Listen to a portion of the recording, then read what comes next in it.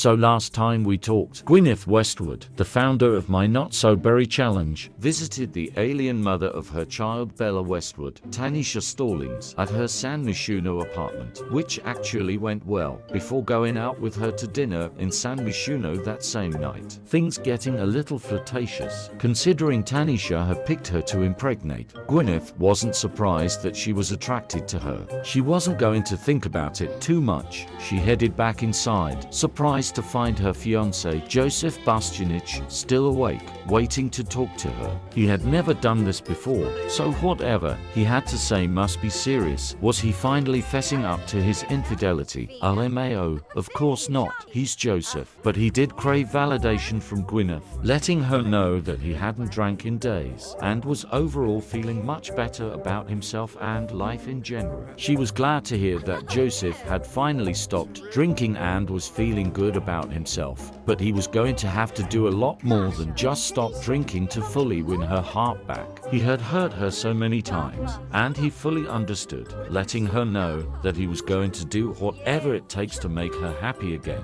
and he would keep trying until his very last breath. Yeah. Okay.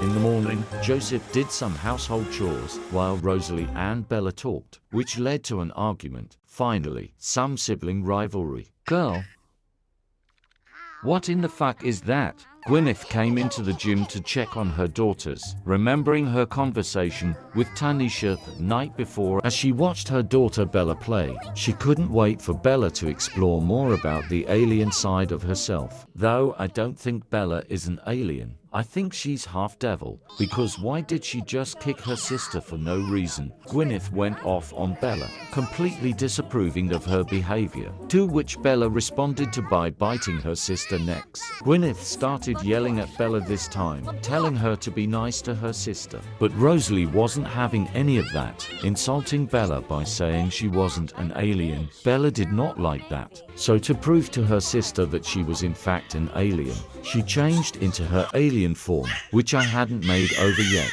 and threw a tantrum, swearing to her sister that she would stay in her alien form all day. Well, she kinda ate. Eventually, Gwyneth managed to soothe her, and Bella paraded around her home in her alien form without a care in the world, while Rosalie and Gwyneth played a round of chess before Rosalie had to go to school. And speaking of school, tomorrow would be her last day, her aging up from a child to a teen in just 2 days. Crazy. I feel like she was just born yesterday. Santos had already aged up. How are you a teenager? Hell, a child. And looks so much like Colonel Sanders. Rosalie headed to school, with her goal being to make as many friends as possible before becoming a high schooler. The thought of not being popular and not having lots of friends scared her shitless, but she was confident she knew making more friends wouldn't be a problem. She got to school extra early and bought herself some breakfast from the cafeteria. When she was done,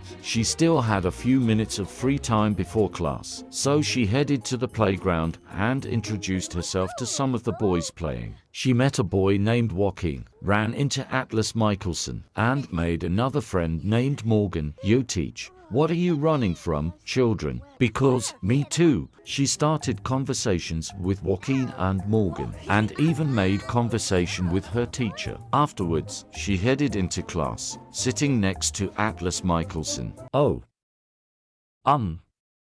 I'm scared. She also said hi to this thinly look-alike, who was also named Joaquin. Eventually, she was talking more in class than attending it, and that was probably because the teacher was nowhere to be found. Whatever she was running from must have caught up with her. The rest of Rosie's day was chill. She joined her new friends for lunch in the cafeteria, buying herself some delicious chicken sliders with all these new friends of hers. She knew that high school would be a breeze for her. She was so excited to move on with the next chapter of her life and make loads of new memories. She headed for home, her hair randomly changing from red to black. Sometimes, I truly fucking hate this game. And her father, Joseph Bastianich, was getting ready to head over to Henford on Bagley. He had some plans of his own.